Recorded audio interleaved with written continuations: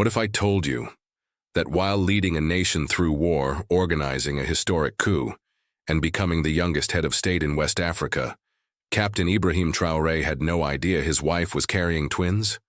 This isn't just a political story.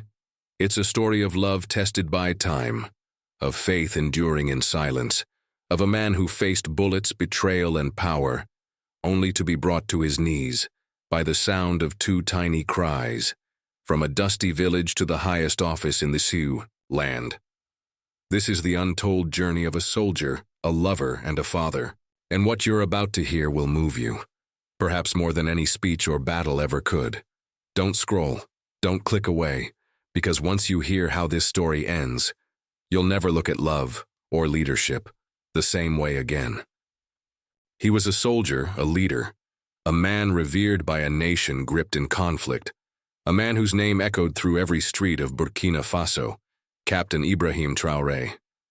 But while the world saw a warrior, a president, a symbol of resilience, what they didn't see was the secret unfolding quietly at home, a secret even he didn't know. Far from the front lines and political turmoil, his wife Fatou held within her a silent miracle. Not one heartbeat, but two. Captain Ibrahim Traoré did not know that his wife was pregnant with twins. Let that sink in. How could a man leading a revolution, making life and death decisions daily, be unaware of something so personal, so profound? That's what makes this story unlike anything you've heard. It's not just about power, leadership, or the chaos of war. It's about love, distance, fate, and the moment life throws a twist so emotional, it takes your breath away. This isn't fiction. This is a real story. One rooted in the dusty villages of West Africa, carried by two hearts who dared to love. Amidst chaos, it's the kind of story that unfolds like a whisper at first, then hits like a storm. It will move you, it will surprise you, it might even break your heart, and then rebuild it again. Because Captain Ibrahim's journey isn't just about political transformation. It's about the personal sacrifices no one sees, the phone calls cut short, the silences that say more than words ever could. And above all, the incredible strength of a woman who waited in the shadows, bearing not just the child of a soldier, but the future of a family, times two. So take a deep breath.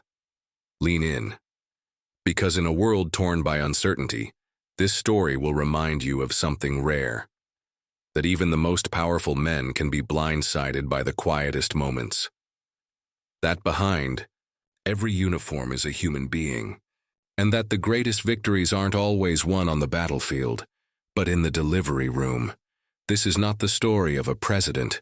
It's the story of a man, a woman, and the life they built in silence, until the day everything changed, and it all begins not with a war cry, but with a heartbeat. Two heartbeats. Stay with us. Before the medals, before the titles, before the world knew his name, there was just Ibrahim, a barefoot boy chasing dreams across the dusty streets of his village. He was born into simplicity, not privilege. No silver spoons, no family legacy. Just a small mud brick house, the hum of early morning prayers and the scent of wood fire rising with the sun. Poverty wasn't a tragedy in his world. It was the default. But what set young Ibrahim apart was something far rarer than wealth. It was belief. Every morning he walked miles to school, his books clutched like treasure, not because anyone forced him, but because deep down he knew this was his only way out. Each chalkboard lesson, each scribbled equation was more than an assignment. It was a lifeline. While other boys talked about becoming mechanics, shopkeepers, or leaving the village entirely, Ibrahim had a quieter dream. He wanted to learn, to rise, to build something not just for himself, but for those who came after. It wasn't about escape. It was about purpose. He studied by candlelight, with aching eyes and an empty stomach. Sometimes his classmates would laugh at his seriousness, call him the old man trapped in a child's body. But he didn't mind. He smiled, nodded, and kept going. You see, even back then, leadership was in his blood. His mother, a woman of deep faith and iron discipline, shaped his soul like a sculptor with clay. She taught him that respect wasn't optional, that a man must keep his word, that even when life is unfair, dignity must remain untouched. And he listened, not out of fear, but admiration. To him, she wasn't just a mother, she was a compass. The reason he stayed on track while others strayed. He didn't envy those who had more. He honored what little he had. And maybe that's why fate took notice. Because when a boy chooses books over shortcuts, honor over popularity, discipline over comfort, the world eventually makes room for him. Long before Captain Ibrahim Traoré wore a uniform, he wore determination. Before he led a nation, he led himself. And that's where his real journey began, in silence, in struggle, and in a little boy's dream that refused to die. But fate? It wasn't done with him yet. Not even close. He had never been the kind to chase distractions. School was his focus. Discipline was his guide. But love has a strange way of slipping in, even through the cracks of the most guarded hearts. It happened on an ordinary afternoon. Ibrahim had just returned from school, dust still clinging to his sandals. As he entered the house, he sat beside his mother, eyes thoughtful, voice hesitant. "There's a girl," he said quietly. His mother looked up from her cooking, raising an eyebrow. With gentle curiosity, "A girl?" she asked. He nodded, trying to downplay the flicker in his chest. "From school, she's different. Her name was Fatu." He didn't know it then, but this single conversation would mark the beginning of a lifelong bond. Fatu wasn't just any girl. She was bright, among the top 10 in her class, focused, spiritual, and graceful in a way that made the world around her slow down. She noticed Ibrahim too. Not for his looks or charm, but for his quiet intensity, his kindness, his discipline. In a world full of noise, he was a steady beat, but not everyone admired their connection. Another boy had eyes for Fatu too. A classmate, confident, loud, and quick to envy. He saw the admiration in Fatu's eyes when Ibrahim walked by, and it stung. Jealousy brewed, turning affection into obsession. He didn't just want Fatu, he wanted to outshine Ibrahim, break him, ruin him. The trap came. During an interclass football match, a seemingly innocent school event, the rival provoked Ibrahim relentlessly. Insults, shoves, whispered lies to the teachers. It was a setup. He wanted Ibrahim to snap, and eventually, under the weight of repeated humiliation, Ibrahim did. Not violently, but enough to trigger school. Discipline. The dreaded Geneva form, a written disciplinary summon, was issued. Both boys were called to the principal's office. The air was thick with tension. But instead of fighting back, Ibrahim stood calm, composed. He told the truth with respect. His sincerity surprised everyone, even the principal. Still, punishment was issued to both. And in that moment, Ibrahim realized something deeper. This wasn't just a school conflict. It was jealousy fueled by love. But Fatu saw the truth. She saw the trap. And for the first time, she knew this wasn't just a crush. This was something real, something worth standing up for.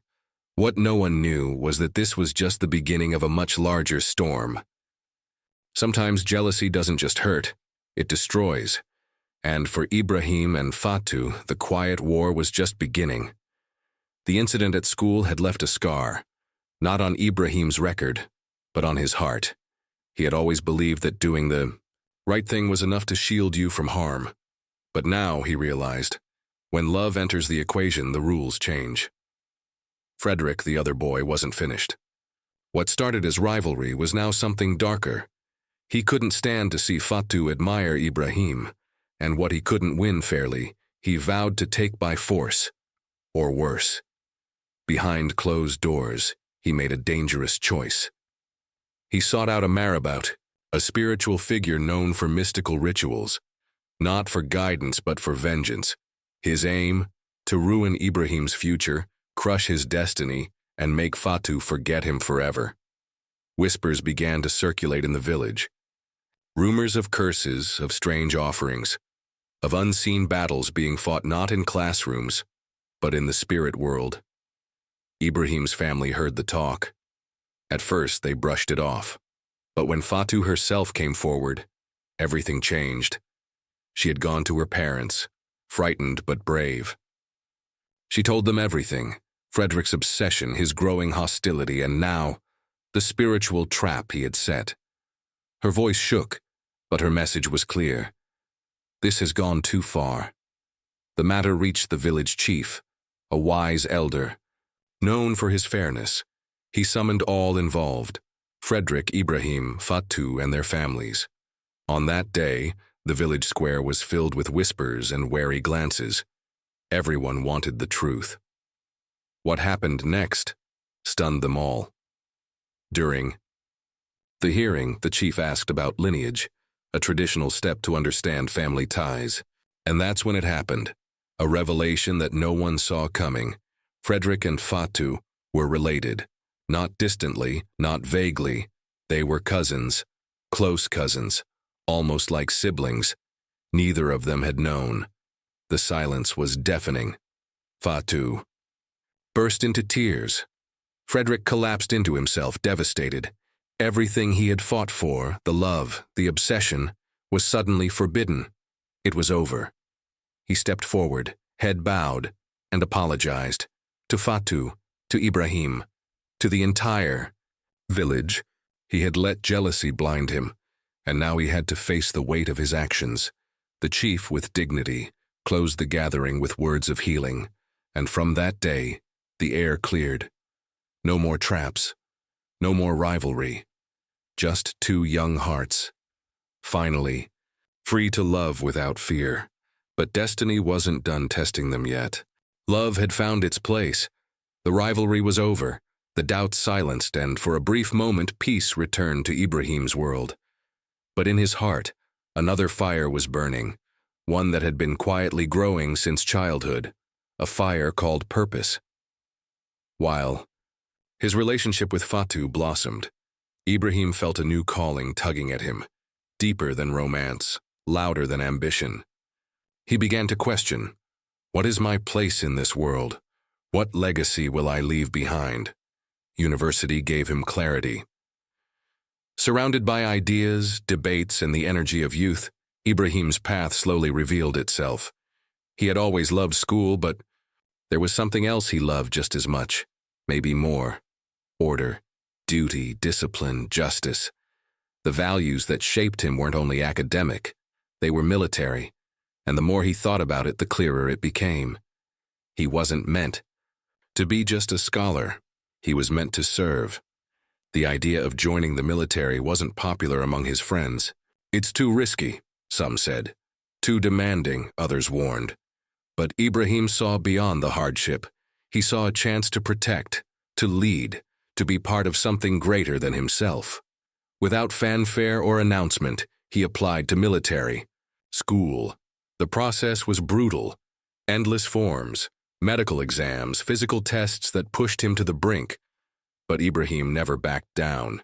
He had stared down bullies, injustice, even spiritual attacks. Paperwork wasn't going to scare him. When, the acceptance letter came, he didn't celebrate. He prayed.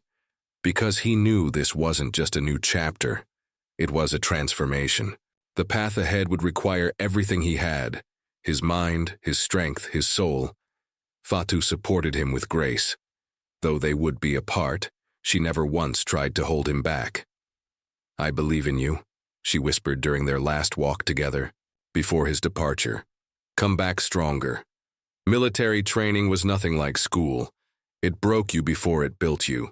Harsh days, colder nights, blisters, bruises, exhaustion. Many gave up, but Ibrahim pushed forward. He thought of his mother. He thought of Fatu. He thought of the little boy who had once studied under candlelight, dreaming of changing his world. He couldn't stop now. He wouldn't. Because when destiny calls, some run, but others march. The road to greatness is rarely straight, And for Ibrahim and Fatu, love was about to face its harshest test: distance. When Ibrahim entered military school, everything changed. The early mornings they used to share, the daily messages, the spontaneous meetings after class, all vanished in a flash. Now, days were governed by drills, orders, and discipline. He woke before dawn, slept well past fatigue, and barely had a moment to breathe, let alone call. Fatu, meanwhile, had just begun her first year of high school, a new environment, new responsibilities, and now an aching absence. They were in different cities, different worlds, different routines. For most young couples, that would have been enough to drift apart. The silence would grow, doubts would creep in, promises would fade, but not for them. Because theirs was not a love built on convenience. It was built on conviction. Ibrahim made a silent vow to himself the day he put on his uniform. I won't let this change who I am, or who we are, no matter how tired. He found moments, even minutes, and to send a message, to ask about her classes, to remind her softly that she was still on his mind. Sometimes it was just a single line: keep going, I'm proud of you. And somehow, that was enough. Fatu never expected grand declarations. She didn't demand calls or attention. Instead, she became his anchor in silence. She prayed for him each morning, wrote letters she never sent, and kept his name close in every journal entry. Love, they realized, wasn't always about presence. Sometimes it was about patience. They were growing in parallel, each becoming stronger, for themselves and for each other. There were moments, of course, when the weight of separation felt unbearable. On days when Ibrahim's body ached from training, or when Fatu felt overwhelmed with studies and missed his voice, doubt whispered in their ears. But then came the memory of their promise, of the trials they had already overcome, of the day Fatu had stood before her parents and refused to abandon him, even when wealth and convenience knocked at her door. That memory was armor. It reminded them of who they were and who they were becoming. And so even as life pulled them in different directions, they held on, not by force but by faith. Because love, real love, doesn't always need to be loud. Sometimes it just needs to be sure. In the world of military training, titles aren't given. They're earned in sweat, silence, and scars. Ibrahim knew this from the start. Every morning as he stood at attention before the rising sun, the weight of expectation pressed against his chest, not from commanders or rules, but from within. He wasn't just there to pass. He was there to transform, and transform he did. While others groaned during endless marches, Ibrahim pushed forward. While some whispered about quitting, he prayed for strength. His fellow trainees began to notice. He never broke formation, never skipped a drill, never lost his calm. He wasn't the loudest, the strongest, or the most aggressive. But he was steady, always steady. That's when the instructors began to watch. They saw how other trainees looked to him when things got tough, how disputes often calmed when he spoke, how even in moments of exhaustion, he encouraged others to keep going. Without asking for it, without even realizing it, Ibrahim became a quiet leader, and the ranks noticed. One day, during a field exercise gone wrong, a team of young cadets panicked after losing their way in the bush. Supplies were running low. Morale was crumbling. But Ibrahim, though not the oldest or most experienced, took charge. He rationed water, mapped a way back using stars and memory, and kept his team calm through the night. By morning, they made it back, tired but safe. That day, everything changed. He was no longer just another trainee. He was a future officer. Soon, after he was promoted within the academy, appointed as a group leader, a role usually reserved for older, more senior cadets. The decision sparked surprise and respect. But with leadership came a new weight. No longer was he responsible only for himself. Now his choices affected others. A mistake wasn't just his to bear. It became everyone's burden. And still he rose to the occasion. He balanced drills with mentorship. When others slacked, he corrected them without arrogance. When tensions flared, he resolved them with reason. When new recruits arrived, unsure, nervous, afraid, they found comfort in his presence. He wasn't just preparing to be a soldier anymore. He was becoming something far greater, a servant leader. And yet, deep down, Ibrahim knew this was still just preparation. The real battles lay far beyond the gates of the academy. What he didn't know, what no one could have predicted, was just how quickly they would arrive. The academy had trained him to obey, to endure, to lead, but it could never prepare him for what was coming. Burkina Faso was crumbling. Terrorist attacks had become a daily fear. Villages were disappearing overnight. Innocent lives were taken, and those who survived lived in silence, forgotten, afraid, abandoned. The people cried out for help, but their cries echoed into nothingness.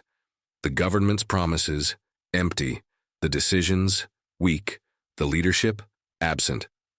Captain Ibrahim Traoré had seen enough. He had led missions into the most dangerous territories. He had witnessed pain up close, mothers running with babies strapped to their backs, fathers digging graves in the dark, children forced to grow up too fast. Each mission left a mark, not just physically, but emotionally. The weight of it began to build inside him like pressure in a sealed tank. He wasn't alone. Others in his unit, young, brave, disillusioned soldiers, felt the same. They had sacrificed, risked everything, for a system that refused to listen. So, they talked. At first it was quiet, whispers exchanged at night around fires between patrols. Then the whispers became questions, and the questions became a plan, not for power, not for ego, but for survival, theirs and their people's. Coup, it was a word filled with danger, a move written in history with either glory or blood. But to Ibrahim and his brothers in arms, it was the only way left. They didn't want violence. They wanted clarity. They wanted a leadership that would fight with the people, not above them, and so, on a quiet morning that would soon shake the nation, they acted strategically, swiftly. Without unnecessary bloodshed, military bases were secured, communications controlled, key officials detained with respect, not vengeance. And then the announcement came. Burkina Faso had a new leader. Captain Ibrahim Traoré, soldier, scholar, son of a village mother, was now president of the transitional government. The nation erupted. People flooded the streets, not in protest, but in celebration. They chanted his name, sang songs of hope. For the first time in years, they believed again. He stood before them not in a golden robe, not behind armored glass, but in uniform, sleeves rolled up, eyes steady. "This is not my victory," he said. "It is yours. It is ours." But while the world celebrated, he thought of one thing, not the title, not the power. Fatou, the woman who had waited, and the quiet promise he had made to her, long before the world knew his name. Power changes people. That's what they say. But Captain Ibrahim Traoré, he wasn't just anyone. And power didn't change him. Just weeks after becoming president, when his face filled newspapers and his voice echoed through national broadcasts, Ibrahim made a quiet decision to return to something far more personal, his promise to Fatou. Their love had waited through exams, through distance, through war. It had survived gossip, temptation, and silence. But now, with the nation watching and political expectations soaring, a new pressure arose. Her parents. To them, this was not just a wedding anymore. This was a presidential wedding, a chance to shine, to be seen, to receive recognition. They envisioned gold-threaded outfits, celebrity guests, a bride price to match his new title, an extravagant celebration fit for a head of state. But Ibrahim didn't agree. He understood their excitement, but he also saw the bigger picture. The country was still bleeding. Children were going to bed hungry, families were displaced, villages were in ruins. How could he justify millions on a wedding when Mothers couldn't afford bread, so he sat with Fatu's parents, not as a president, but as their son. With calm eyes and a steady voice, he said, "I cannot spend fortunes on a wedding while my people suffer. That's not the kind of leader I want to be. That's not the kind of husband Fatu deserves." At first they were stunned, offended even. Was he rejecting tradition? Was he embarrassed by their culture? But then Fatu spoke. With grace and softness, she reminded her parents of everything they had witnessed, how Ibrahim had stood by her, how he had refused luxury and pride for honor and patience. "I don't want a royal wedding," she told them. "I want a righteous marriage." Her words pierced deeper than gold ever could. Ibrahim then asked for 2 days. "Let me finish my duties, then I'll return. No press, no parade, just family, elders, in love." And so, under the shade of village trees, surrounded by the warm hum of blessings and tradition, they wed. No cameras, no headlines, just two souls finally united. Fatu wore a simple but radiant traditional dress. Ibrahim arrived with his smile, not his security team. There were no chandeliers or imported flowers, just food passed hand to hand, songs sung from the heart, and prayers whispered for peace. It wasn't grand, but it was pure. And in a world that often mistakes noise for meaning, their quiet ceremony became a powerful reminder: greatness doesn't need glitter. Sometimes it just needs truth. Life, even for a president, has a way of surprising you when you least expect it. For Ibrahim, the weeks after the wedding were a whirlwind. Meetings, military briefings, diplomatic calls. The weight of a nation never truly rested. Yet, in the quiet hours before dawn or the brief pauses between crises, his thoughts always drifted to one person: Fatu. She had become not just his wife, but his calm in the storm. Then one morning his phone rang. It was Fatu. Her voice, usually composed and gentle, carried something different this time. A trembling joy, a hesitant excitement. "Ibrahim," she whispered. "I took a test." A pause. "I'm pregnant." For a moment, the world around him stopped. Pregnant? The leader of a country, a man balancing diplomacy and defense, stood frozen like a boy hearing magic for the first time. "Really?" he breathed. "Am I going to be a father?" "Yes," she replied softly. He laughed. Not the practiced chuckle of a politician, but a full, raw sound from the soul. In that instant, the man who had commanded troops faced down fear and stood before thousands, melted. He was going to be a father. A few days later, Fatu went in for an ultrasound. Ibrahim, unable to leave his duties, waited by his phone, eyes glued to the screen, heart pacing like a soldier on the front lines. Then came the message: "It's a boy." Joy washed over him again. A son, a legacy, a future. But fate, it seemed, wasn't done yet.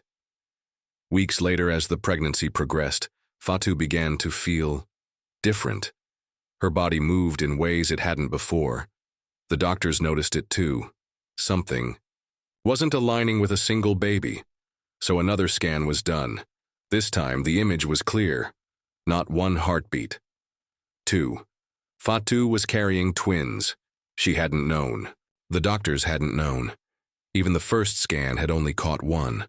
But there it was, an undeniable, unmistakable, a second child, nestled beside his brother. When she told Ibrahim, he went silent, then laughed, then cried. The man who had faced terrorists, orchestrated a coup, and led a nation through its darkest hours, was now overwhelmed by the simplest truth. He was going to be the father of not one, but 2 sons.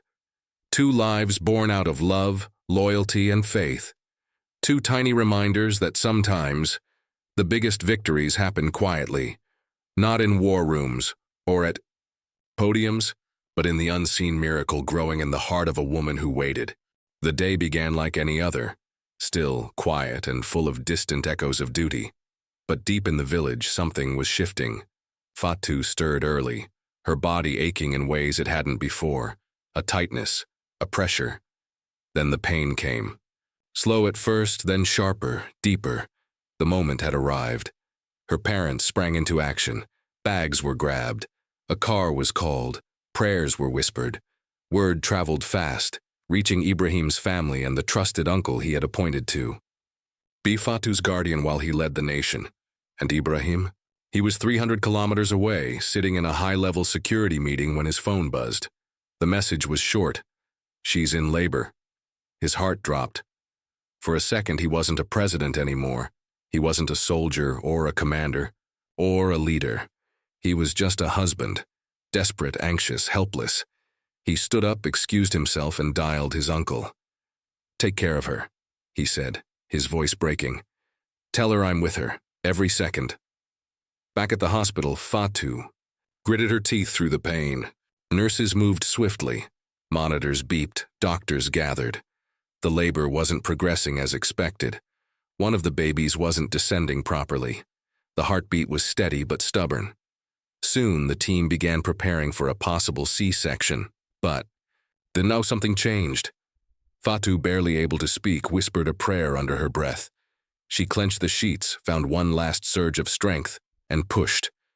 And with a cry that filled the room, the first baby entered the world. Strong, radiant, a perfect mirror of his father. Tears filled the eyes of everyone present. The uncle called Ibrahim immediately. "He's here. A beautiful boy. He looks just like you." Ibrahim closed his eyes, whispered thanks to God, and smiled. But then, something strange happened. Just as the team was finishing their care, one of the machines beeped again. Another heartbeat. The room fell silent. The doctor looked up, confused. "Wait, there's another one." The scans hadn't shown it, the pregnancy had hidden it, but it was real. Fatu, despite her exhaustion, gathered the last fragments of her strength. And moments later, against all odds, against every expectation, the second baby arrived. Another boy, just as strong, just as beautiful, twins. 2 perfect sons. A double blessing. A miracle wrapped in skin and innocence. When Ibrahim got the news, he didn't speak for several seconds. Then quietly he laughed, a deep, grateful laugh. "2," he whispered, "God gave me 2. And in that moment, in a modest hospital room far from politics and power, the president of Burkina Faso became something far greater. A father. Twice over. In a world of conflict, in a time of great uncertainty, 2 cries pierced the silence. Not of war, but of life. 2 tiny voices. 2 beating hearts. 2 sons born not into royalty or riches, but into legacy. And just like that, Captain Ibrahim Traoré, once a barefoot village boy, then a fearless soldier, then the president of a struggling nation, stepped into the most sacred role of all, fatherhood. But unlike the battlefield, there was no training manual for this. No command center, no backup team, just love, pure, overwhelming, earth-shifting love. In the days that followed, Fatu recovered slowly, cradling the twins with a serenity only a mother knows. She didn't ask for the spotlight. She didn't need applause. Her reward was resting in her arms. Meanwhile, Ibrahim, still bound by duty, returned to his role with renewed strength. But now, every policy he signed, every speech he gave, every decision he made carried new meaning. He wasn't just leading for a country anymore. He was leading for 2 sons, 2 futures, 2 reasons to keep fighting for justice, peace, and dignity. Late, at night after meetings and briefings, he would stare at the photos sent by his uncle. 2 little boys sleeping side by side. Identical, serene, miraculous. And Fatu? She never once reminded him of how long she had waited. She never mentioned the risks, the sacrifices, or the loneliness. Instead, she smiled, because her love had returned to her, not just as a man, but as a father. Their story wasn't perfect. It wasn't coded in luxury or glamour. But it was real. It was the kind of story that reminds you what truly matters. Not power, not fame, but love, loyalty, faith. And as for those two little boys, their journey is only beginning. They were born in the shadows of war, but they carry the light of hope. The future is unwritten, full of promise, yes, but also danger. Will they follow in their father's footsteps? Will Fatu, once a schoolgirl with quiet strength, now rise into a mother of legacy, grace, and guidance? And most of all, what challenges still await Captain Ibrahim Traoré as he juggles fatherhood, leadership, and the soul of a nation? This chapter ends with joy, but the story is just getting started. Stay with us because what comes next will surprise you even more. And there it is, two babies, one leader, a love that refused to break even when the world tried to pull it apart. If you made it this far, you felt it. The quiet power of a woman who waited, the strength of a man who never forgot where he came from, and the miracle of life that arrives in just when you least expect it. But let me ask you something. Right now, when was the last time a story made you stop and feel something? Because this isn't just about Captain Ibrahim Traoré. This is about all the families waiting in silence, all the sacrifices no one sees, all the moments that remind us that real power isn't in palaces, it's in promises kept, in hands held, in the birth of hope. So whether you're watching this in a quiet room or sharing it with someone you love, let it move you. Let it remind you that behind every soldier, behind every leader, there's a heart that beats for something greater, and sometimes that something cries in pairs.